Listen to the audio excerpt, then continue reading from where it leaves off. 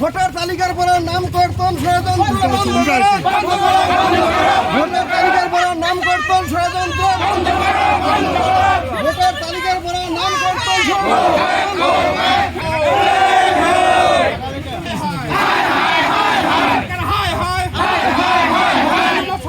বন্ধ করো। বন্ধ করো, বন্ধ করো, অত্যাচার বন্ধ করো, বন্ধ করো, বন্ধ করো, আতঙ্কমূলক নাম কর্তন বন্ধ করো, বন্ধ করো, বন্ধ করো, ভুয়া অভিযোগকারী গ্রেফতার করো, গ্রেফতার করো, গ্রেফতার করো, ভুয়া অভিযোগকারী গ্রেফতার করো, গ্রেফতার করো, গ্রেফতার করো, ইলেকশন কমিশনার হুঁশিয়ার, হুঁশিয়ার, হুঁশিয়ার, সরকার হুঁশিয়ার, হুঁশিয়ার, হুঁশিয়ার, আওয়াজ দাও, না চলিব, না চলিব, না চলিব, অত্যাচার বন্ধ করো, বন্ধ করো, বন্ধ করো, অত্যাচার হারাশাস্তি বন্ধ করো, বন্ধ করো, বন্ধ করো, সংখ্যালঘুর নাম কর্তন বন্ধ করো, বন্ধ করো, বন্ধ করো, এসআরআর ভুয়া অভিযোগকারী ভোটার তালিকার পরে নাম কর্তন ষড়যন্ত্র বন্ধ করো, বন্ধ করো, বন্ধ করো। ইলেকশন কমিশনার হাই হাই হাই হাই হাই, ইলেকশন কমিশনার হাই হাই হাই হাই হাই, তারে নাম দুর্নীতি না চলিব, না চলিব, না চলিব, তারে নাম দুর্নীতি না চলিব, না চলিব, না চলিব, তারে নাম দুর্নীতি না চলিব, হাই হাই হাই হাই হাই, হাই হাই হাই হাই, গ্রেফতার করো, গ্রেফতার করো, গ্রেফতার করো, ভুয়া অভিযোগকারী গ্রেফতার করো, গ্রেফতার করো, গ্রেফতার করো, সরকার হাই হাই হাই হাই হাই হাই, সরকার হাই হাই হাই হাই হাই, অত্যাচার বন্ধ করো, বন্ধ করো, বন্ধ করো, সংখ্যালঘুর উপর অত্যাচার না চলিব, না চলিব, না চলিব, সংখ্যালঘুর উপর হারাশাস্তি না চলিব, না চলিব, না চলিব, সংখ্যালঘুর উপর অত্যাচার বন্ধ করো, বন্ধ করো, বন্ধ করো, এসআর নামক ভুয়া অভিযোগকারী গ্রেফতার করো, গ্রেফতার করো, গ্রেফতার করো, এসআর প্রক্রিয়ার ভুয়া অভিযোগকারী গ্রেফতার করো, গ্রেফতার করো, গ্রেফতার করো, সংখ্যালঘুর উপর অত্যাচার না চলিব, না চলিব, না চলিব, সংখ্যালঘুর উপর অত্যাচার বন্ধ করো, বন্ধ করো, বন্ধ করো, সংখ্যালঘুর উপর অত্যাচার বন্ধ করো, বন্ধ করো, বন্ধ করো।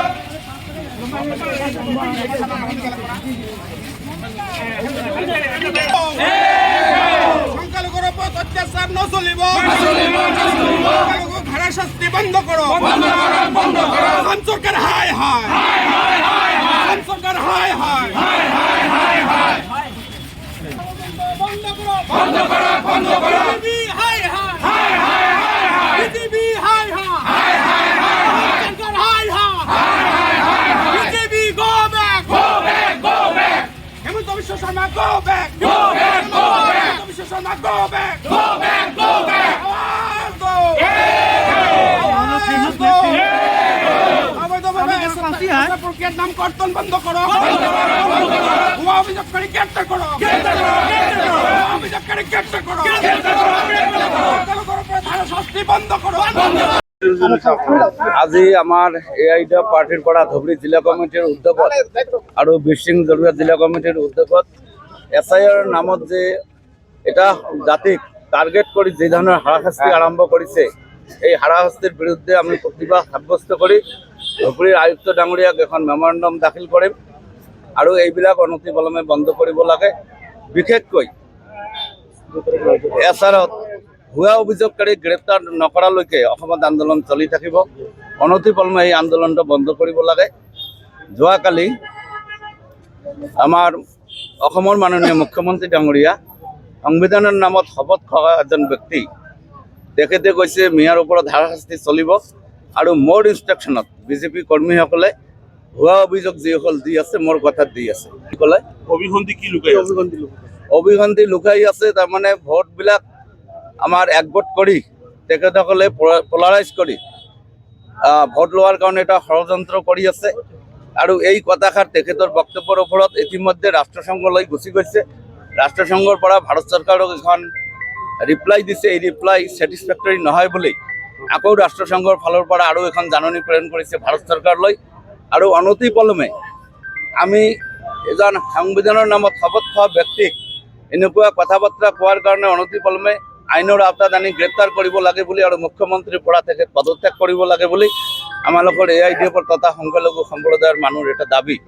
আৰু এই দাবীটো আইনীভাৱে যাতে হয়, ইলেকশ্যন কমিশনাৰকো ইয়াত পুতলা হিচাপে আছে। ইলেকশ্যন কমিশনে নিশ্চয় চাইছে মুখ্যমন্ত্ৰী ডাঙৰীয়াৰ বক্তব্য। এই বক্তব্যত তেখেতে ইলেকশ্যন কমিশনাৰকো নস্যাৎ কৰা বুলি দেখা গৈছে যে ইলেকশ্যন কমিশনাৰে ইয়াত কোনো ধৰণৰ ভূমিকা নাই। তেখেতে একদম বীৰ দৰ্পে কেনেকুৱা মিডিয়াত ক'ব পাৰিলে গণতন্ত্ৰ দেশত আমি বসবাস কৰোঁ, ইয়াত বিভিন্ন ধৰণৰ জাতি জনগোষ্ঠী মুখ্যমন্ত্ৰীৰ নিৰাপত্তাৰ আওতাত পৰে। মুখ্যমন্ত্ৰী নিজে গৃহমন্ত্ৰী, তেখেতে আইনী দিশবিলাক চাই এনেকুৱা ধৰণৰ যিবিলাক তুচ্ছ তাচ্ছিল্য মন্তব্য অনতিপলমে বন্ধ কৰিব। কুমাৰ সিংহী ডাঙৰীয়াৰ কথাই নহয়, যিবিলাক ভুৱা অভিযোগকাৰী আছে প্ৰত্যেকৰ বিৰুদ্ধে আমি আয়ুক্তক, ইলেকশ্যন অফিচাৰ আৰু BLOৰ ওপৰত FIR লঞ্চ কৰিম বুলি ইতিমধ্যে আমাৰ লিগেল চেল খুলি দিয়া হ'ব। কালি এডভোকেট জমশেদ তালুকদাৰে এইটো লিড লৈছে। তেখেতে যিমানকাৰী অভিযোগকাৰী আছে সকলোৰে বিৰুদ্ধে আমি FIR লঞ্চ কৰিম। কৈছোঁ, এজন সাংবিধানিক থকা মৰ্যাদা থকা ব্যক্তি এই কথাষাৰ হিন্দুস্তানত কেনেকৈ ক'বলৈ পালে? কোনো পধ্যে এইটো গ্ৰহণযোগ্য নহয়। মোদী ডাঙৰীয়া, অমিত শ্বাহ ডাঙৰীয়া গৃহমন্ত্ৰী এইবিলাক দায়িত্ব আছে। এই কথাষাৰ ওপৰত মুখ্যমন্ত্ৰীক অনতিপলমে পদত্যাগ কৰিব লাগে বুলি বিভিন্ন পক্ষত দাবী উঠিছে আৰু সজৰি AIDF কৰ্মীও দাবী উত্থাপন কৰিছে। আৰম্ভ কৰি পশ্চিমবংগৰ পৰা কৰি সুপ্ৰিম কোৰ্টৰ দ্বাৰস্থ হৈছে। আৰু যিহেতু নেচাৰ অফ ষ্টাইল কেছৰ একেই, আমি যদি এতিয়া তাত যাই অংশগ্ৰহণ কৰোঁ, আমাৰ ফালৰ পৰা কৰা হৈছে, কিন্তু এইবিলাক গোটেইখিনিকে ত্যাগ কৰি দিয়া হৈছে। আৰু আমাৰ অসমত দেখা দেখি যিবিলাক মানুহ ফৰ্ম নম্বৰ 7 হতুৱাই ভোটাৰ লিষ্টৰ পৰা নাম বানচাল কৰাৰ যি ষড়যন্ত্ৰ চলি আছে, ইতিমধ্যে ধুবুৰীতো দিছে, ধুবুৰী জিলাৰ বিভিন্ন প্ৰান্তত বিভিন্ন সমষ্টিত দিছে। আৰু এইবিলাক হাৰাশাস্তিৰ নামত, হিয়াৰিঙৰ নামত যি ধৰণৰ হাৰাশাস্তি চলি আছে, কালি বিলেখীপাৰাত এটা অপ্ৰীতিকৰ ঘটনা হৈছে। চাৰ্কল অফিচাৰজন পাব্লিকত এজন মহিলা মানুহ শাৰীৰিকভাৱে আক্ৰমণ কৰাত তেখেতসকলে পদ অৱৰোধ কৰিছিল। এতিয়া FIR লঞ্চ কৰি আমাৰ নিৰীহ পাব্লিকৰ ওপৰত যি অত্যাচাৰ কৰিছে, এই অত্যাচাৰবিলাক অনতিপলমে মাননীয় মুখ্যমন্ত্ৰী ডাঙৰীয়াই বন্ধ কৰিব লাগে।